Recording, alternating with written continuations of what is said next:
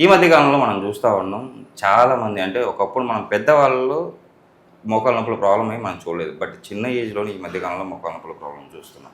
అసలు ఎందుకు వస్తుంది ఈ ప్రాబ్లం? యాక్చువల్లీ పాతకాలంలో మనుషుల ఫుడ్ కానీ, డయట్, లైఫ్ స్టైల్ కానీ చాలా డిఫరెంట్గా ఉండేది. Okay ma'am. ఈ కాలంలో లైఫ్ స్టైల్ మోస్ట్లీ సెడెంటరీ అయిపోయింది. ముందట్లాగా పొలాలలో వర్క్ చేయడము, ఎండల్లో ఉండడము, విటమిన్ డి డెఫిషియన్సీస్ అట్లాంటివి ఉండేవి కావు. ఓకే. ఈవెన్ స్కూళ్ళల్లో అంటే బడులలో కూడా పిల్లలకి ఆటలు కంపల్సరీ ఉండేవి. ఈ కాలంలో ఆట కన్నా ఎక్కువ చదువుకోవడం, అసలు చదువు మీద ఎంత ప్రెషర్ ఇస్తున్నారంటే పిల్లలకి అసలు ఫిజికల్ యాక్టివిటీ అనేది కొంచెం తగ్గింది.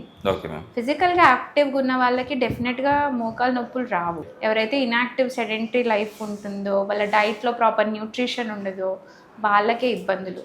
సో డెఫినెట్లీ నేను దీని కారణం మన లైఫ్ స్టైల్ అని ఫస్ట్ అంటాను, సెకండ్ ఎన్వైరన్మెంట్ అండ్ ఫుడ్ అంటాను.